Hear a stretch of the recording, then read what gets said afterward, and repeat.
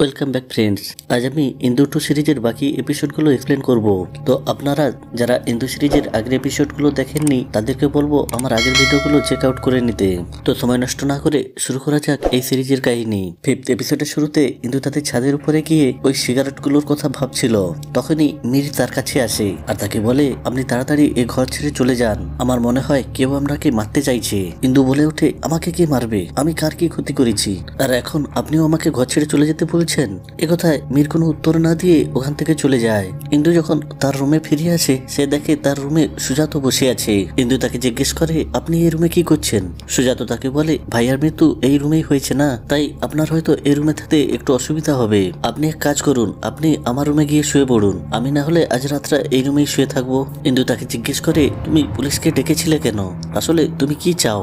সুজাত তাকে বলে, আমি কি চাই সেটা ভাবা বন্ধ করুন, সেটা আপনার ভাবনার বাইরে। ইন্দু এরপর তাকে জিজ্ঞেস করে, আমার বিয়ের রিসেপশনের দিন তুমি কোথায় গিয়েছিলে? আমি শুনেছি ওই দিন কোনো একটা কাজে নাকি তুমি বাইরে গিয়েছিলে। তখন সুজাত তাকে বলে, আরে বৌদি, আমি তো আপনাকে বলেছিলাম যে আমি সিগারেট আনতে গিয়েছিলাম, আর আপনি যে সন্দেহটা করছেন আমি লাবণীকে খাবার দিয়ে এসেছি, এটা একদম ভুল, আমি লাবণীকে খাবার দিতে যাইনি। তখন ইন্দু সুজাতকে ওর বিয়ের ভিডিও রেকর্ডিং চায়, আমি দেখতে চাই ওই রিসেপশনে কে কি করেছিল আর কখন কে বাইরে গিয়েছিল। কিন্তু সুজাত ওর কথায় কোনো উত্তর না দিয়ে ওখান থেকে চলে যায়। তখনই ইন্দুর কাছে খুশির মেয়ে বুলবুলি আসে। সে খুশিকে জিজ্ঞেস করে, আচ্ছা মামি, আমার বাবা কি ডেভিল? কাল রাতেও সুকান্ত মামা এই কথাটাই আমাকে বলেছিল। এটা শুনে ইন্দু চিন্তায় পড়ে যায় যে সুকান্ত বুলবুলিকে এমন কথা কেন বলেছে।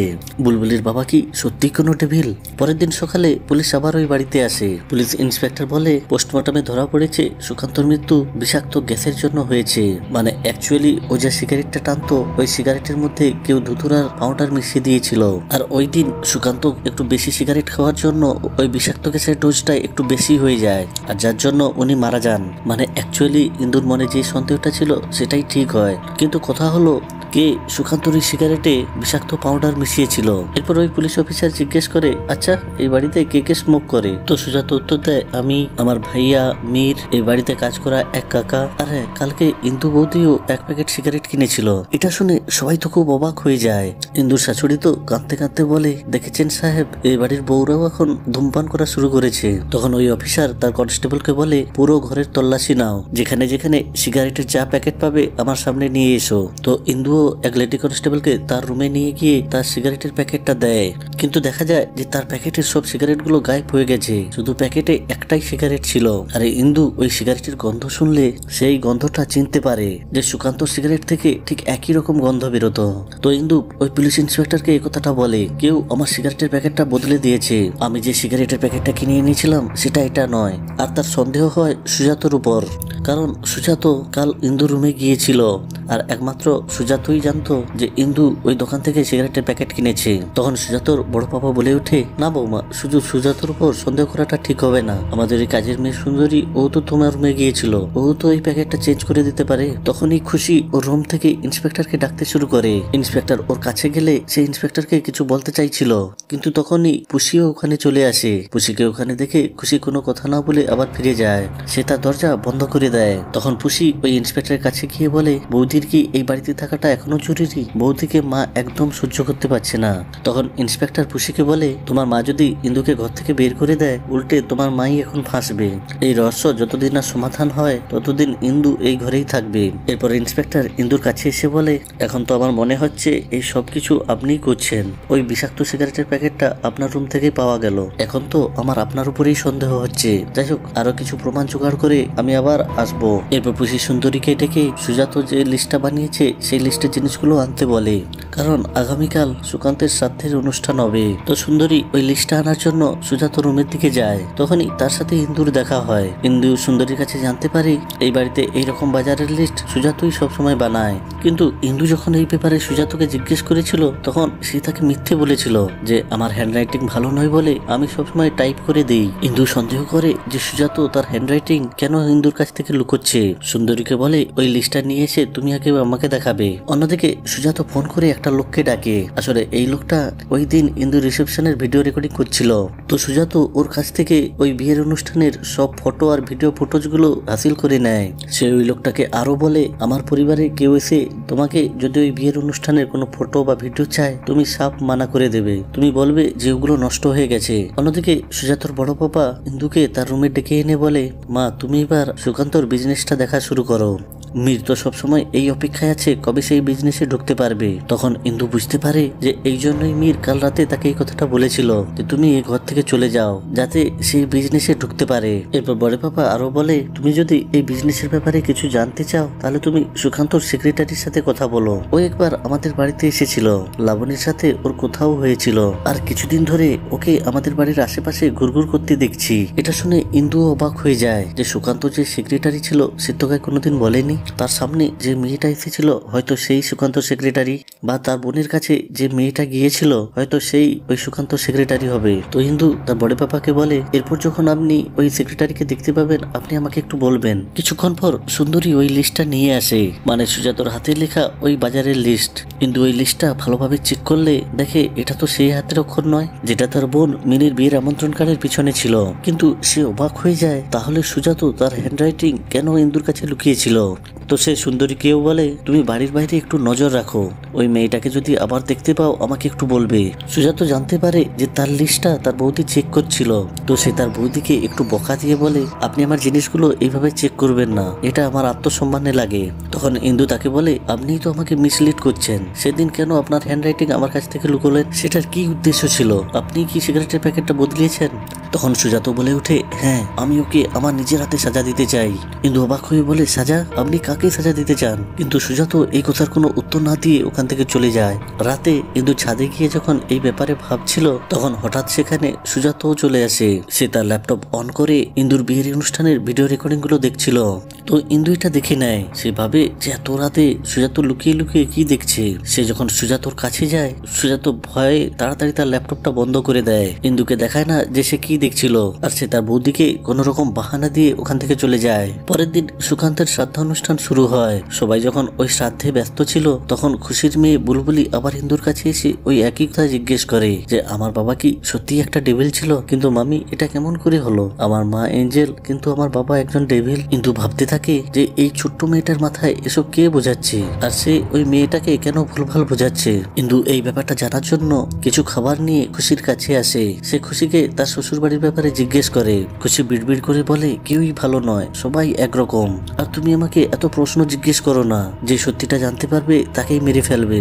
ওই রাতে সুন্দরী যখন ইন্দু রুমে আসে ইন্দু তাকে জিজ্ঞেস করে খুশির শ্বশুর বাড়ির অ্যাড্রেস নিয়ে নেয়। পরের দিন ইন্দু খুশির শ্বশুর বাড়ি যাওয়ার উদ্দেশ্যে একটা ট্যাক্সিতে উঠে পড়ে। সুজাত ইন্দুকে ট্যাক্সি চড়তে দেখে ফেলে, তো সে একটা ট্যাক্সি ধরে ইন্দুকে ফলো করতে থাকে। তো ফাইনালি ইন্দু খুশির শ্বশুর বাড়িতে পৌঁছে যায়। খুশির স্বামীর নাম সুজন। ইন্দু তার পরিচয় দিয়ে বলে যে সে খুশি আর তার পরিবারের সম্পর্কে জানার জন্য এখানে এসেছে। তো সুজনের ছোট ভাই রেগে গিয়ে বলে, এখনই আমার বাড়ি থেকে বেরিয়ে যাও, ওই বাড়ির লোকেদের কথা আমি শুনতেও চাই না আর বলতেও চাই না। প্রথমে আমার দাদার সাথে একটা পাগলা মেয়ের বিয়ে দিয়েছে, তারপর আমাদের উপরে কেস করে দিয়েছে। ওই পরিবারের সাথে আমরা কোনোরূপ সম্পর্ক রাখতে চাই না, আপনি প্লিজ এখান থেকে চলে যান। কিন্তু ওই ঘর থেকে বেরিয়ে এলে বাইরে তার সাথে সুজাতর দেখা হয়। সুজাত তার বৌদিকে ভক্তি ভক্তি বলে, বৌদি কেন হাঙ্গামা সৃষ্টি করছো? এইসব করে আপনি কি পাবেন? আমার পরিবারের সম্পর্কে আপনাকে আর নাক গলাতে হবে না, আপনি প্লিজ আপনার বাপের বাড়িতে ফিরে যান। এরপর সুজাত বাড়িতে এসে সুন্দরীকেও খুব বকতে থাকে, কারণ সুন্দরী ইন্দুকে খুশির শ্বশুর বাড়ির অ্যাড্রেসটা দিয়েছিল আর তাকে ইন্দুর চারপাশে ঘোরাঘুরি করতেও মানা করে দেয়। এরপর ইন্দু যখন সুজাতর সাথে কথা বলতে যায় তখন ওই ইন্সপেক্টর সুজাতকে ফোন করে। সুজাত তার ফোনের লাউডস্পিকার অন করে। তো ওই ইন্সপেক্টর বলে, ইন্দুর রুম থেকে যে সিগারেটের প্যাকেটটা পাওয়া গেছিল ওই প্যাকেটে বা ওই সিগারেটের মধ্যে কারোর ফিঙ্গারপ্রিন্ট পাওয়া যায়নি, মানে কালপ্রিট খুব চালাকির সাথে এই কাজটা করেছে। আমাদের সন্দেহ ইন্দুই এই সব কাজগুলো করছে আর ওই আমাদেরকে মিসগাইড করছে। আজ রাতে আমি আপনাদের বাড়িতে যাব, ইন্দুজিকে বলবেন ও যেন ওনার বাড়িতেই থাকেন, আমাদের ওকে কিছু জিজ্ঞাসা করার আছে। ওই রাতে লাইব্রেরিতে কাজ করা একটা লোক ইন্দুর বাড়িতে আসে। সে ইন্দুকে বলে, আমি ভেবেছিলাম প্রথমে পুলিশ স্টেশনে যাব, কিন্তু তারপর ভাবলাম আপনার কাছে একটা কনফার্মেশন নিয়ে নিই। শুনেছি সুকান্তর মৃত্যু নাকি কোনো বিষাক্ত ধোঁয়ার কারণে হয়েছে, ধুতরা পাউডারের বিষাক্ত ধোঁয়া। আপনিও তো কিছুদিন আগে আমাদের স্টোরে এসেছিলেন এইসব বিষাক্ত বিষাক্ত গাছগাছড়া সম্পর্কে জানার জন্য বই নিতে। আমার সেদিনই সন্দেহ হয়েছিল যে আপনার এই ধরনের বই কি জন্য দরকার। এইভাবে ওরা যখন এইসব কথা বলছিল তখন ওখানে পুলিশ চলে আসে। পুলিশ ইন্সপেক্টর ওদের সব কথা শুনে নেয়। কিন্তু ওই ইন্সপেক্টরকে বোঝায় আমি তো শুধু ওই গাছটার সম্পর্কে জানার জন্য ওই বইটা নিয়েছিলাম, আমার আর কোনো উদ্দেশ্য ছিল না। তো ওই পুলিশ অফিসার ইন্দুকে ওই বইটা নিয়ে আসতে বলে। কিন্তু ইন্দু যখন তার রুমে গিয়ে ওই বইটা খুঁজতে থাকে সে বইটা খুঁজেই পায় না। তখনই খুশির স্বামী সুজন সুকান্তর ফোনে ফোন করে। ইন্দুর কাছে ওই ফোনটা থাকায় সেই ফোনটা পিক করে। সুজন ইন্দুকে জিজ্ঞেস করে যে এত বছর পর আমার কথা হঠাৎ মনে পড়লো কেন। ইন্দু তাকে বলে যে আপনার মেয়ে আপনাকে ডেভিল বলে। সে কেন আপনাকে ডেভিল বলে? তখন সুজন তাকে একটা চমকে দেওয়ার মতো কথা বলে যে বুলবুলি আমার মেয়েই নয়, আর আমার সাথে আর কন্ট্যাক্ট করার চেষ্টা করবেন না। এই বলে সে ফোনটা কেটে দেয়। এদিকে পুলিশ সুকান্তর ওই সেক্রেটারির খোঁজ পেয়ে গিয়েছিল। আর অ্যাকচুয়াল নাম ছিল চারু মুখার্জি। ওই পুলিশ অফিসার সুজাতকে জিজ্ঞেস করে আমি শুনেছি আপনার আর চারু মুখার্জির মধ্যে নাকি একটা অ্যাফেয়ার চলছিল।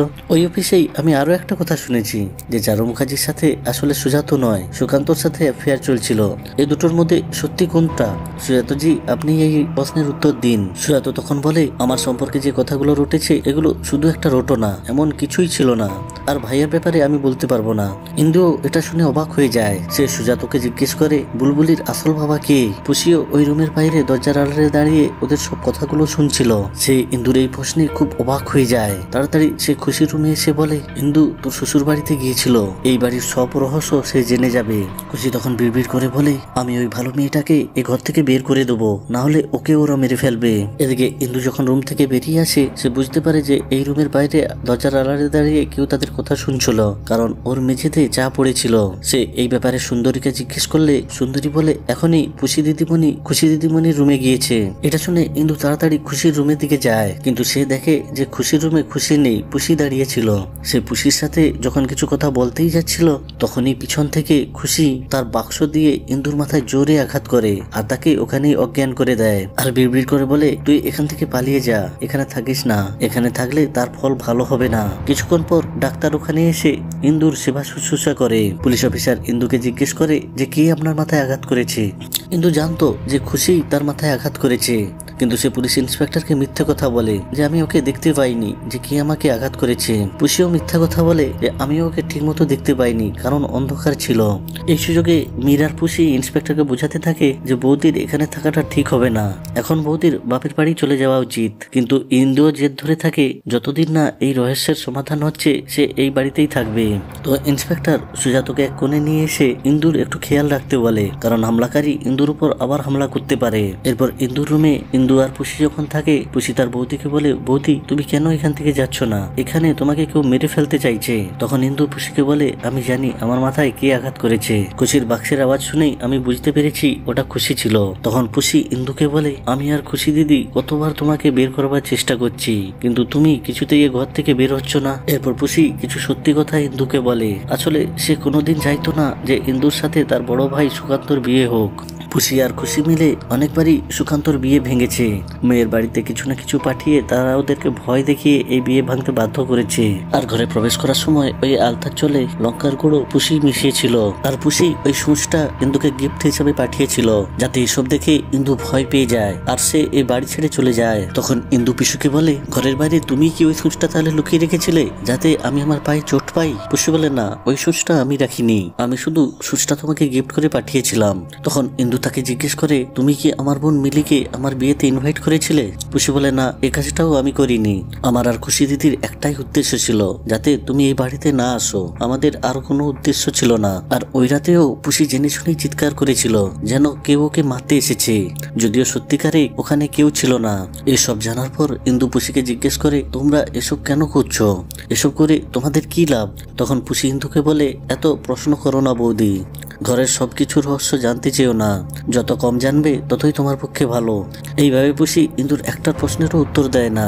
ঠিক তখনই সেখানে সুজাত চলে আসে। সুজাতকে দেখে পুষি ওখান থেকে চলে যায়। সুজাত ইন্দুকে ওর ওষুধগুলো বোঝাচ্ছিল যে কখন কোন ওষুধটা নিতে হবে, কিন্তু ইন্দুর এই বিষয়ে একদম আগ্রহ ছিল না। এজন্য সুজাত সুন্দরীকে ডেকে একটা কাগজে লিখে লিখে ওকে বোঝায় যে কখন কোন ওষুধটা ইন্দুকে দিতে হবে। তখনই ইন্দু ওদের কাছে আসে আর ওই পেপারে সুজাতর হ্যান্ডরাইটিং দেখে একদম চমকে যায়, কারণ মিলিকে পাঠানো ওই ওয়েডিং কার্ডের পিছনে যে হ্যান্ডরাইটিংটা ছিল আর সুজাতর হ্যান্ডরাইটিং একদম একই রকম। আর সুন্দরী ওই দিন যে লিস্টটা ইন্দুকে দেখিয়েছিল ওটা আসলে সুন্দরী নিজেই লিখেছিল, যাতে সুজাত ধরা না পড়ে যায়।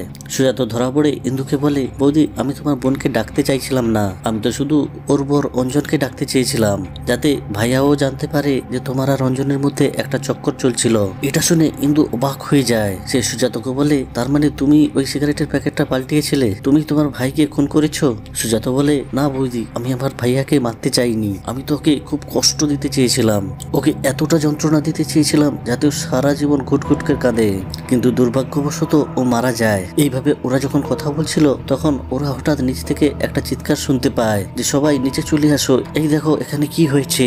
তো ইন্দু আর সুজাত তাড়াতাড়ি নিচে নেমে আসে, আর নিচের দৃশ্য দেখে ওরা তো চমকে ওঠে, কারণ ওদের ঘরের বারান্দায় চারু মুখার্জির লাশ পড়েছিল, মানে সুকান্ত সেক্রেটারি, যে বেশ কিছুদিন ধরে এই ঘরের চারপাশে ঘোরাঘুরি করছিল। আর এখানেই এই সিজন শেষ হয়ে যায়। তো পরের সিজনে আমরা জানতে পারবো যে এসবের পিছনে কে আছে আর কেই বা চারু মুখার্জিকে খুন করেছে। তো ভিডিওটি ভালো লেগে থাকলে লাইক করুন, কমেন্ট করুন আর শেয়ার করতে ভুলবেন না।